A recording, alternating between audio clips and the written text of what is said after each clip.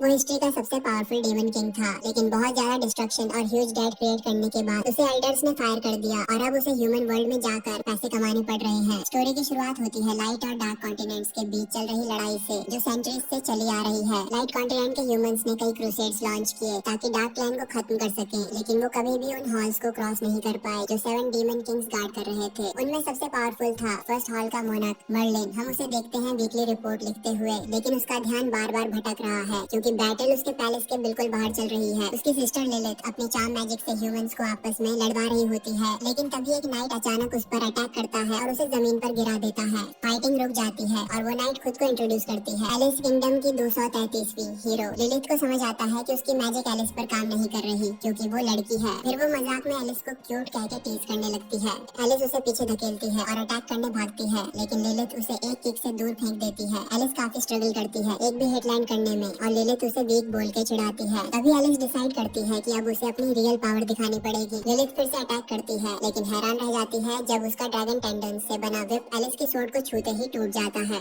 Alice बताती है कि उसकी होली सोर्ड लाइट एंथम किसी भी डार्क क्रीचर को छूने नहीं देती। फिर वो मैजिक से लिलिथ पर अटैक करती है। लिलिथ उसे ब्लॉक तो कर लेती है, लेकिन एलिस तेजी से आगे बढ़ती है और उसे पकड़ लेती है। सोल्जर्स चीयर करने लगते हैं एलिस के लिए, लेकिन पैलेस के अंदर मर्लिन को नॉइज सुनाई देता है और वो सोचता है कि बाहर क्या हो रहा है। एलिस अपने मास्टर सेज से रिक्वेस्ट करती है कि वो डीमन किंग के पैलेस पर अटैक करने का ऑर्डर दे, लेकिन सेज मना कर देता है। इंस्टेड वो समन करता है एक ह्यूज मॉन्स्टर वेल, जिसे वो ह्यूमैनिटी का अल्टीमेट वेपन बताता है, जो एक ब्लो में सब कुछ डिस्ट्रॉय कर सकता है। एलिस मानती है कि बस डीमन किंग को एलिमिनेट करना काफी है, लेकिन सेज कहता है कि अब सब डीमंस को मरना ही होगा क्योंकि उन्हें कोई राइट नहीं है एग्जिस्ट करने का। उसे डीमन किंग की इविलनेस का पता है क्योंकि वो अकेला इंसान है जो उसके सामने सर्वाइव कर पाया। सेज अपने अल्टीमेट अटैक से सारे डीमंस को ओब्लिटरेट करने वाला होता है, लेकिन उसी वक्त मर्लिन वहाँ पहुँच जाता है अपने लोगों को बचाने के लिए और लैंडिंग करते वक्त एक्सीडेंटली एलिस पर गिर जाता है। लिलिथ मर्लिन को हग करके कहती है कि इन्होंने मुझे बुली किया और एलिस उसे कहती है कि लैंडिंग करते टाइम ध्यान रखना चाहिए। मर्लिन एलिस को पहचानने की कोशिश करता है तो लिलिथ सार्कास्टिकली बोलती है ये एक यूजलेस हीरो है, लेकिन मर्लिन को पता होता है कि लिलिथ उससे हार गई थी। एलिस फाइट की डिमांड करती है, लेकिन मर्लिन बस एक फिंगर से उसे दूर उड़ा देता है। सेज उसे अपना नेमेसिस कहता है, लेकिन मर्लिन उसे पहचानता तक नहीं। फिर सेज उसे याद दिलाता है कि वो वही इंसान है जो मर्लिन से लड़ाई के बाद जिंदा बचा था। मर्लिन को फाइनली याद आता है कि सेज ने उस वक्त अपनी जान बचाने के लिए उसके सामने मिन्नतें की थी और उसने उसे छोड़ दिया था इस वादे पर कि वो अपने सोल्जर्स की बलि देगा। सब हैरान रह जाते हैं, लेकिन सेज ये कह के बचता है कि ये सब झूठ है और वो सिर्फ ह्यूमैनिटी के ग्लोरी और जस्टिस के लिए आया है। फिर वो अपने सारे सोल्जर्स से मैजिकल एनर्जी निकालता है और एक पावरफुल एनर्जी बीम लॉन्च करता है, लेकिन मेरलिन अपनी स्वॉर्ड से एक विनाशकारी हमला करता है और उस मॉन्स्टर को एक ही स्ट्राइक में खत्म कर देता है। सेज डरकर माफी मांगता है और ब्लेम डाल देता है एलिस पर, लेकिन तभी एक बेल बजती है और मर्लिन टेंशन में आ जाता है। उसे याद आता है कि उसकी वीकली मीटिंग शुरू हो चुकी है। वो तुरंत पैलेस की तरफ दौड़ता है, लेकिन एलिस उसे रोक लेती है। मर्लिन कहता है कि तू मेरे लिए बहुत वीक है, फिर भी इतनी दूर से फाइट करने आई है तो मैं तुझे अपना डार्क ब्लेड वॉर्टेक्स दिखा देता हूँ। वो एक huge destructive sword attack unleash करता है। एलिस उसे बैरियर से रोकने की कोशिश करती है, लेकिन उसका बैरियर टूट जाता है और अटैक जमीन तक काट देता है। मीटिंग में सब डीमन किंग्स मर्लिन से डिसअपॉइंटेड होते हैं क्योंकि उसका परफॉर्मेंस सबसे वर्स्ट है। मर्लिन जस्टिफाई करता है कि उसने सबसे ज्यादा क्रूसेड्स को डिफीट किया है और मिलियंस ऑफ ह्यूमंस को डिस्ट्रॉय किया है, लेकिन एल्डर्स उसे कहते हैं कि उसका काम पैलेस के लिए पैसा कमाना था। वो एक्सप्लेन करते हैं कि हर बार जब वो लड़ाई करता है वो डार्क लैंड में बहुत ज्यादा डैमेज कर देता है और उसका टोटल डेट अब 66 ट्रिलियन येन तक पहुंच गया है। उसे बोला जाता है कि वो अभी के अभी वो अमाउंट रिपे करे।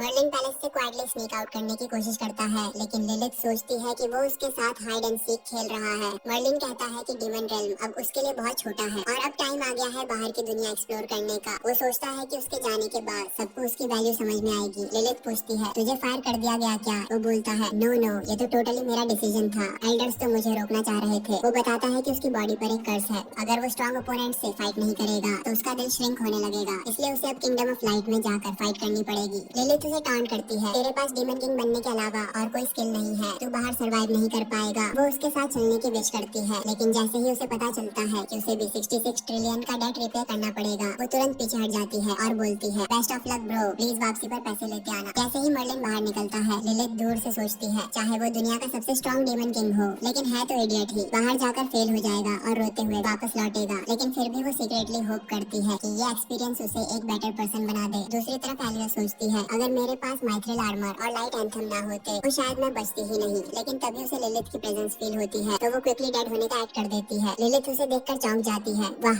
ये अभी तक जिंदा लग रही है, और फिर सोचती है इसका फेस इतना ब्यूटीफुल है, इसे डस्ट में कन्वर्ट नहीं होने दे सकती। वो उसे उठाने जाती है, लेकिन एलिस का वजन स्ट्रेंथ ज्यादा होता है। तो लिलिथ डिसाइड करती है चलो सिर ही ले चलते हैं। जैसे ही वो अटैक करने वाली होती है, एलिस अचानक मूव करके बच निकलती है। लिलिथ रिमैच चाहती है, लेकिन एलिस जानती है कि इस हालत में फाइट पॉसिबल नहीं है, तो वो भाग जाती है। लिलिथ अपने वुल्फ को कमांड देती है, पकड़ो उसे। उधर मर्लिन पहुंच चुका है उस समुद्र के किनारे जिससे होकर ह्यूमंस डीमन रेल्म में आए थे, पर उसे रियलाइज होता है कि उसने अपनी पिछली सोर्ड अटैक में इतनी ताकत यूज कर दी थी कि सारे शिप्स ही डिस्ट्रॉय हो गए। अब डीमन स्विम भी नहीं कर सकते, तो वो सोचना शुरू करता है वापस पैलेस लौटने के बारे में। लेकिन तभी एक छोटी सी नाव खुद ब खुद उसकी तरफ आती है। वो सोचता है क्या टाइमिंग है, और खुद ही रो करना शुरू कर देता है। वहीं एलिस अब भी वुल्फ से भाग रही होती है। उसे याद आता है जब उसके मास्टर ने कहा था तू अभी डीमन से लड़ने के लिए रेडी नहीं है, लेकिन वो स्टबर्न थी। उसे लगता था वो माउंटेन पे बैठने के लिए नहीं बनी, वो एक्सप्लोर करना चाहती थी। अब जब वो बाहर है तो उसे डर लगने लगा है और रोते हुए सोचती है वापस जाकर अपनी स्किल्स इंप्रूव करनी होंगी। वो एक वुल्फ को हराकर थोड़ी राहत महसूस करती है, लेकिन तभी वो लास्ट बीस्ट अपने फाइनल फॉर्म में ट्रांसफॉर्म हो जाता है। वो डर जाती है और स्ट्रगल करती है बचने के लिए, और तभी मर्लिन सीन में एंटर करता है। वो बीस्ट को रोकता है और कैजुअली कहता है ये लड़की मेरे काम आ सकती है, परफेक्ट स्लेव बनेगी। लिलिथ से कहना ये लड़की अब मेरी है। एलिस डर जाती है पर कुछ कर नहीं सकती। मर्लिन उसे उठाता है और बोट पे ले जाता है। एलिस रेजिस्ट करने की कोशिश करती है, पर वो बहुत ही पावरफुल है। वो उसे ऑर्डर देता है स्टार्ट रोविंग। एलिस ड्रीम कर रही होती है कि उसने मर्लिन को हरा दिया और अब वो किसी प्रिंस से शादी कर रही है। वो ड्रीम टूट जाता है जब मर्लिन उसे जगाता है और कहता है कल काम पे लग। एलिस मन ही मन रिवेंज लेने की सोचती है, पर फिलहाल वो पैडल करना शुरू करती है। समुद्र में स्ट्रॉन्ग करंट चल रहा है और वो देखती है कि मर्लिन बैलेंस मेंटेन कर रहा है, लेकिन फिर रियलाइज करती है कि वो एक वुडन बोर्ड का सहारा ले रहा है। कुछ देर बाद उसे खाने की खुशबू आती है और वो डिस्ट्रैक्ट हो जाती है, लेकिन जैसे ही मर्लिन उसे यूजलेस हीरो कहता है वो नाराज हो जाती है और रोविंग छोड़ देती है। मर्लिन उसे समझाता है अगर अच्छा काम करेगी तो रिवॉर्ड मिलेगा, लेकिन एलिस कहती है एक डीमन किंग इतना टेस्टी खाना कैसे बना सकता है, ये तो नेचर के लॉज के खिलाफ है। तभी समुद्र के अंदर से शार्क्स आने लगते हैं। एलिस कहती है रोस्टिंग बंद करो, ये समुद्र बहुत डेंजरस है, लेकिन मर्लिन इग्नोर करता है। वो उसे डराती है कि यहाँ ऐसा मॉन्स्टर है जिसे रोकने के लिए होली ड्रैगन का पूप तक यूज किया जाता है। मर्लिन चौंक जाता है, इसीलिए ह्यूमंस की आर्मी से अजीब स्मेल आती थी। लेकिन एलिस कहती है वो पोप एक ट्रेजरी है क्योंकि होली ड्रैगन अब एग्जिस्ट ही नहीं करता। मर्लिन कहता है तू सोचती है मैंने कभी होली ड्रैगन के बारे में सुना नहीं होगा, और फिर निकालता है एक कॉन्ट्रैक्ट क्रिस्टल। वो पोर्टल ओपन करता है और अपने पेट बगी को कांटेक्ट करता है। उसकी प्लान होती है कि अब उसे बाहर जाने की जरूरत नहीं, वो बगी के होली पूप को बेच कर ही पैसे कमा सकता है। एलिस टोटली शॉक्ड होती है। होली ड्रैगन एक पेट बन गया, लेकिन मर्लिन एक्सप्लेन करता है मैंने उसे हराया था, अब वो मेरा पेट है।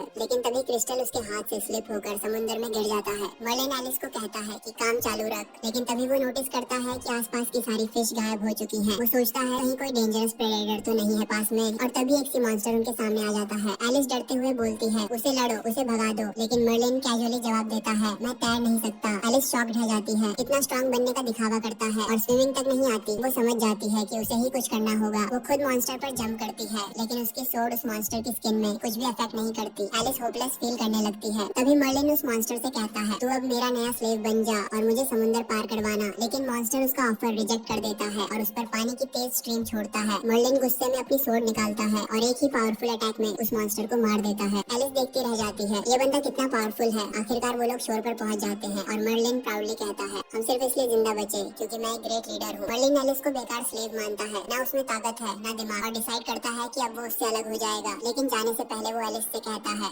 अपना आर्मर उतार दे, मैं इसे बेचकर पैसा कमाऊंगा। अब एलिस कोर्ट में दिखाई देती है जहाँ उसे अपने फेलो सोल्जर्स की मौत का जिम्मेदार ठहराया जाता है। वो मर्लिन को हरा नहीं पाई, इसलिए उसे हीरो का टाइटल भी छीन लिया जाता है और सजा मिलती है 50 करोड़ सोने का फाइन, क्योंकि उसने वो कीमती मिथ्रिल आर्मर भी खो दिया था। एक साल बाद एलिस पायरेट्स से लड़ती नजर आती है, लेकिन पायरेट्स उसे देखकर हंसते हैं कि हमें नहीं हरा सकती। वो एक किडनैप्ड लड़की को फ्री करती है और कहती है डर मत, मैं तब तक इन्हें रोकूंगी जब तक बैकअप ना आ जाए। वो अपनी आइस से पायरेट कैप्टन के पैर फ्रीज करती है, लेकिन जब उसे फिनिश करने जाती है एक और पायरेट उसे पीछे धकेल देता है। एलिस बोलती है जब तक मैं जिंदा हूँ तुम इस लड़की को छू भी नहीं सकते, लेकिन पायरेट्स मजाक उड़ाते हैं तू बस एक एलीट टियर हीरो है और हम होली टियर के हैं, तू हमारा कुछ नहीं बिगाड़ सकती। वो लोग एलिस पर अटैक करने ही वाले होते हैं कि तभी अचानक मर्लिन उन पर ऊपर से लैंड करता है। वो कहता है मैं तुम्हारे ड्रामा का एंड देखने तक वेट नहीं कर सकता था, नहीं तो मेरी कर्स एक्टिवेट हो जाती। पायरेट्स सोचते हैं कि वो कमजोर है क्योंकि उन्हें उसकी कोई मैजिक पावर फील नहीं होती और लड़ाई शुरू कर देते हैं, लेकिन मर्लिन अपनी सोर्ड से ऐसा पावरफुल अटैक करता है कि न सिर्फ पायरेट्स मर जाते हैं बल्कि उनका पूरा शिप और जो रेस्क्यू शिप्स आ रही थी वो भी डिस्ट्रॉय हो जाती है। एलिस उसका चेहरा नहीं देख पाती, लेकिन उसे हीरो समझती है और उसे प्रेज करती है, लेकिन वो अपनी आइडेंटिटी रिवील किए बिना वहाँ से चला जाता है। उसके बाद एक रिपोर्टर बेला अनाउंस करती है कि क्वीन ने मर्लिन को वांटेड क्रिमिनल डिक्लेयर कर दिया है। उसका असली नाम किसी को नहीं पता, इसलिए उसे नाम मिला है नाइट ब्लेड। एलिस ये सब सुनकर गुस्से में बोलती है वो क्रिमिनल नहीं है, वो तो सच्चा हीरो है। टीवी पर चल रही इंटरव्यू उसे इरिटेट करती है, लेकिन उसे इस बात की खुशी है कि उसने 10,000 सोने का कलेक्ट कर लिया है। फिर उसे याद आता है कि अभी बहुत दूर जाना है अपने 50 मिलियन गोल्ड डेब्ट को चुकाने के लिए। वो मर्लिन को याद करके गुस्से में टेबल पर पंच मारती है और गलती से अपने नेक्स्ट मिशन कॉन्ट्रैक्ट पर पानी गिरा देती है। उस कॉन्ट्रैक्ट में क्रिमिनल की फोटो देखकर उसे मर्लिन की याद आती है, लेकिन सोचती है एक डेमन किंग कैसे फ्रीलोड कर सकता है। फिर उसे याद आता है कि उसे कैरेज के लिए देर हो गई है। वो जल्दी से अपने नाइट ब्लेड वाले पोस्टर को हक करती है, ब्लेस मी हीरो, और उस डेमन किंग को कर्ज देना। उधर मर्लिन अपना वांटेड पोस्टर देखता है, लेकिन वो खुश नहीं होता। सिर्फ 5,000 सोने का बाउंटी, इतनी कम। उसे लगता है वो थोड़ा केयरलेस हो गया था, क्योंकि उसने एलिस का आर्मर बेचकर जो पैसे कमाए थे वो भी वेस्ट कर दिए।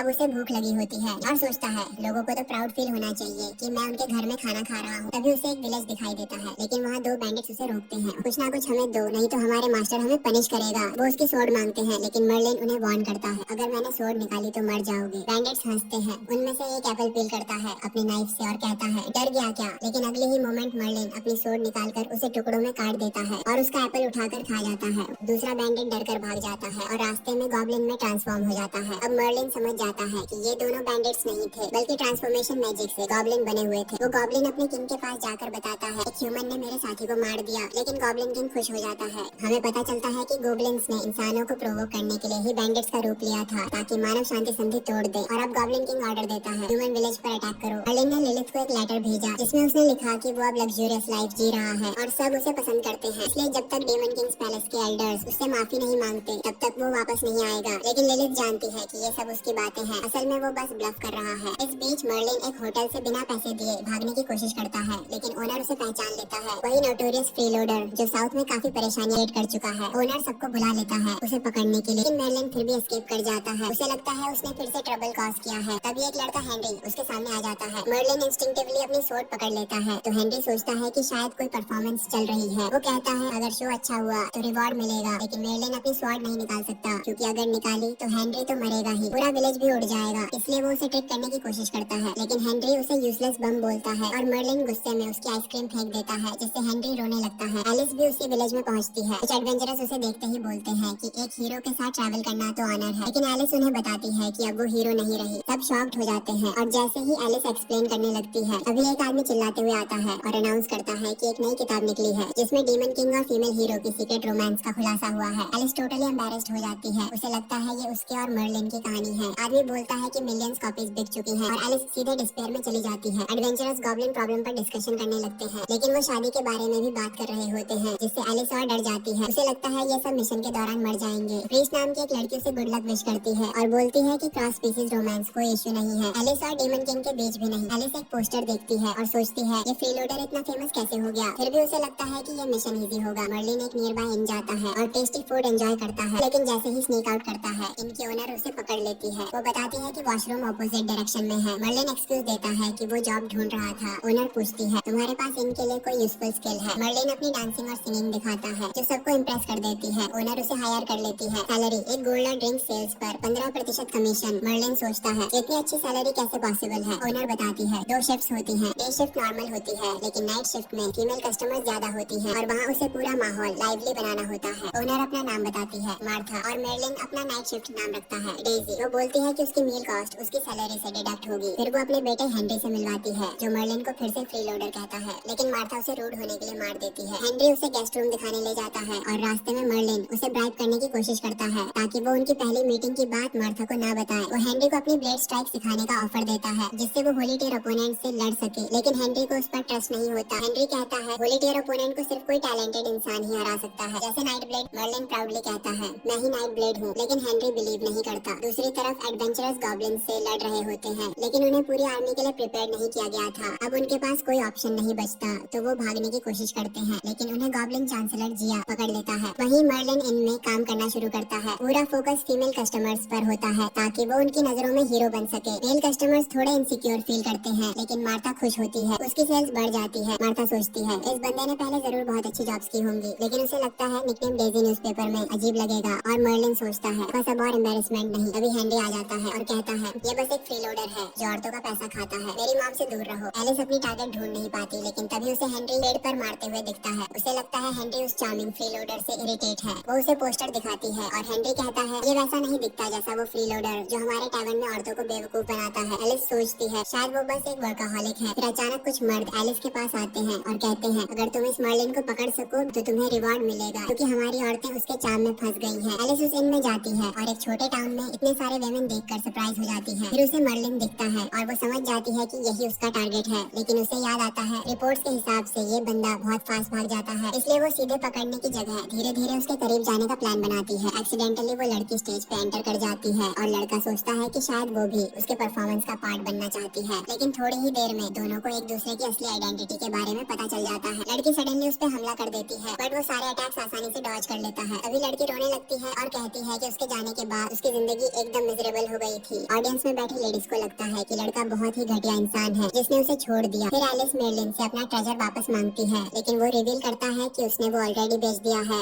एलिस गुस्से में कहती है कि उसने उसकी लाइफ रुइन कर दी और अगर उसने आर्मर वापस नहीं किया तो वो उसे अरेस्ट कर लेगी, लेकिन मर्लिन उसे याद दिलाता है कि वो उससे फाइट में जीत नहीं सकती। एलिस को रियलाइज होता है कि अब उसे 50 मिलियन गोल्ड का डेट झेलना पड़ेगा। ये सुनकर मर्लिन शॉक्ड हो जाता है, क्योंकि उसका खुद का डेट तो बस कुछ हजार कॉइंस का ही है, और वो भी एक साल फ्रीलोड करने के बाद। एलिस उसे अपनी सिचुएशन एक्सप्लेन करती है। उसे एडवेंचरस गिल्ड में जॉब करनी पड़ी और होली टियर ओपोनेंट से लड़ना पड़ा ताकि वो अपना डेट चुका सके। ये सुनकर मर्लिन एक्साइटेड हो जाता है और पूछता है कि वो एडवेंचरर कैसे बन सकता है। एलिस बताती है कि उसे रेफरल की जरूरत होगी। मर्लिन तुरंत उसे उसका रेफरल मांग लेता है, क्योंकि वो हमेशा से एडवेंचरर बनना चाहता था, बट एलिस उसे मना कर देती है। उधर हेनरी शहर में घूम रहा होता है, लेकिन गार्ड उसे घर भेजना चाहते हैं क्योंकि मार्था उसे ढूंढ रही होगी। हेनरी कहता है कि वो उस फ्रीलोडर को नहीं देखना चाहता। तभी वो एडवेंचरस आता है जो गॉब्लिन्स को हराने गया था। वो गार्ड से कहता है कि गेट खोलो, लेकिन गार्ड्स मना कर देते हैं क्योंकि रात हो चुकी है। वो बताता है कि उसके फ्रेंड्स मर चुके हैं और वो खुद भी बुरी तरह घायल है। आखिर में गेट खोल दिया जाता है, लेकिन वो एक ट्रैप होता है। गॉब्लिन्स विलेज में घुस जाते हैं। वो जिया से कहता है कि उसके फियांसे को फ्री कर दो जैसा डील हुआ था, बट जिया कहती है कि अब उसका कोई हक नहीं, क्योंकि वो तो बस एक स्लेव है। एलिस सोचती है कि डीमन किंग आखिर एडवेंचरर बनना क्यों चाहता है, और उसे गुस्सा आता है क्योंकि अब वो उसका रिवॉर्ड भी नहीं पा सकती। गॉब्लिन्स इन पर हमला करते हैं, लेकिन मर्लिन समझ जाता है कि ये कस्टमर्स नहीं है, तो वो उन्हें बाहर फेंक देता है। ये देखकर वहाँ की लेडीज इम्प्रेस्ड हो जाती है। मार्था अपने बेटे के लिए परेशान हो जाती है, इसलिए वो टैवन मर्लिन के हवाले करके बाहर निकल जाती है। जैसे जैसे और गॉब्लिन्स आते हैं, मर्लिन उन्हें चुपचाप खत्म करता जाता है और फिर कैजुअली अपना काम करता रहता है। उसे रियलाइज होता है कि अगर मार्था को कुछ हो गया तो उसे पैसे नहीं मिलेंगे, इसलिए वो उसे ढूंढने निकल पड़ता है। मार्था सबसे पूछती है कि कहीं हेनरी दिखा क्या। एक आदमी बताता है कि उसे गेट के पास देखा गया था और साथ ही वार्न करता है कि वहाँ गॉब्लिन्स हैं, लेकिन मार्था फिर भी अपने बेटे को ढूंढने चल पड़ती है। वो हेनरी का नाम चिल्लाती है और उसकी आवाज सुनकर गॉब्लिन्स उसकी तरफ अटैक हो जाते हैं। वो लोग उसे उठा ले जाते हैं। हेनरी देखता है कि मार्था परेशानी में है और वो उसकी हेल्प करना चाहता है, बट डर के मारे उसकी बॉडी हिल भी नहीं रही। इस बीच मर्लिन विलेज में घूम रहा होता है और सोचता है कि ये जगह तो डार्क रेल्म जितनी कैओटिक लग रही है। उसे गॉब्लिन्स मिलते हैं और वो फाइट अवॉइड करना चाहता है, क्योंकि ये इतनी वीक है कि उसकी कर्स वाली प्रॉब्लम सॉल्व नहीं कर सकते, लेकिन गॉब्लिन्स फिर भी उस पर हमला कर देते हैं और वो उन्हें काट कर टुकड़े टुकड़े कर देता है। एलिस उसे देखती है और सोचती है कि शायद मर्लिन गॉब्लिन्स के साथ मिला हुआ है, लेकिन वो साफ करता है कि वो कभी ऐसे लो रैंक क्रीचर्स के साथ नहीं रहेगा। एलिस कहती है कि अगर वो उनके साथ नहीं है तो उसे विलेज को बचाने में हेल्प करनी चाहिए, लेकिन मर्लिन कहता है कि उसे कोई फर्क नहीं पड़ता क्योंकि वो इस विलेज का रेजिडेंट नहीं है। एलिस उसे रिमाइंड कराती है कि अगर उसे गिल्ड ज्वाइन करनी है तो उसे विलेज को प्रोटेक्ट करना पड़ेगा, बट वो कहता है कि बिना पैसे के वो कुछ नहीं करेगा। एलिस बताती है कि उसके पास पैसे नहीं है, तो मर्लिन कहता है तो फिर साइड हटो, मुझे मार्था को ढूंढना है। एलिस सोचती है कि वो अकेले ही विलेज को बचा लेगी और फिर अपनी आइस मैजिक से गॉब्लिन्स को फ्रीज कर देती है। जिया उसे ऑब्जर्व कर रही होती है और सोचती है कि अगर वो सरप्राइज अटैक करे तो एलिस कुछ नहीं कर पाएगी, लेकिन एलिस उसे एक जबरदस्त किक मार देती है। एलिस कहती है इस विलेज से निकल जा, लेकिन जिया बोलती है कि एलिस एलीट टियर होते हुए भी उन्हें हरा नहीं सकती। जिया गॉब्लिन्स को ऑर्डर देती है कि एलिस को पकड़ लो। अभी एक लड़का अचानक गिर जाता है और बताता है कि उसने मर्लिन को गॉब्लिन्स मारते हुए देखा है। जिया अपनी मैजिक से देखती है कि गॉब्लिन्स कैसे मारे गए थे और रियलाइज करती है कि उसकी आर्मी मर्लिन के सामने कुछ भी नहीं है, इसलिए वो रिट्रीट का ऑर्डर दे देती है। विलेजर्स अपने फैमिली मेंबर्स को ढूंढने लगते हैं और एक आदमी जिसका नाम जॉनसन है अपनी पर्सनल गार्ड सर्विस एडवर्टाइज करने लगता है। लोग उससे कहते हैं कि हमारे लव्ड वंस को बचाओ, लेकिन वो कहता है कि शायद वो अब तक मर चुके हैं, इसलिए फ्यूचर पर फोकस करो। एलिस वहाँ पहुँचती है उस एडवेंचरर के साथ जिसने गार्ड से गेट खोलने को कहा था। वो बताता है कि गॉब्लिन्स सबको अपनी केव में ले गए हैं। तभी एक सोल्जर उसे पहचान लेता है और उसे ट्रेटर कहता है, लेकिन एलिस उसका बचाव करती है और कहती है कि उसका फियांसे और कॉमरेड्स कैप्चर हो चुके थे, इसलिए उसे मजबूरी में गॉब्लिन्स के साथ जाना पड़ा। जॉनसन उस लड़की से पूछता है तुम कौन हो, तो वो कॉन्फिडेंटली अपना इंट्रोडक्शन देती है, मैं हूँ 233वां हीरो। ये सुनते ही सारे विलेजर्स उसके बारे में बात करने लगते हैं, लेकिन जॉनसन जेलस फील करता है और सबको उसके खिलाफ भड़काने की कोशिश करता है। वो जॉनसन को किक करके दूर फेंक देती है और अकेले ही केव पर अटैक करने का डिसीजन लेती है। हेनरी सोचता है कि सारे विलेजर्स डरपोक हैं, सो वो भी उसके साथ जाने का डिसाइड करता है, लेकिन जैसे ही वो केव में एंटर करता है वो एक्सीडेंटली एक गॉब्लिन से टकरा जाता है और डर के मारे फ्रीज हो जाता है। केव के अंदर पड़े हुए बॉडीज देखकर वो शॉक में आ जाता है। फिर वो अपने फादर की तलवार लेने जाता है ताकि अपनी मॉम को को बचा सके, लेकिन तभी अनकॉन्शियस पड़े गॉब्लिन्स उठ जाते हैं और उस पर हमला कर देते हैं। हेनरी उनसे लड़ने की कोशिश करता है, बट सैडली वो इजीली हार जाता है। गॉब्लिन्स उसे फिनिश करने वाले होते हैं, लेकिन तभी अचानक एंट्री होती है मर्लिन की। वो गॉब्लिन्स से कहता है, तुम लोग मुझे गुस्सा दिला रहे हो क्योंकि तुम्हारी वजह से मुझे ओवरटाइम करना पड़ता है। हेनरी स्वॉर्ड लेकर भागने की कोशिश करता है, लेकिन मर्लिन उसे रोकता है और कहता है घर पर रहो। लेकिन हेनरी कहता है, मुझे अपनी माँ को सेव करना है। मर्लिन सोचता है, ये बच्चा हमेशा ट्रबल करता है, लेकिन फिर उसे अपनी सिस्टर को बचाने वाली फाइट याद आती है और वो डिसाइड करता है, फाइन, मैं उसकी हेल्प करूंगा। मर्लिन सोचता है, ये पहली बार होगा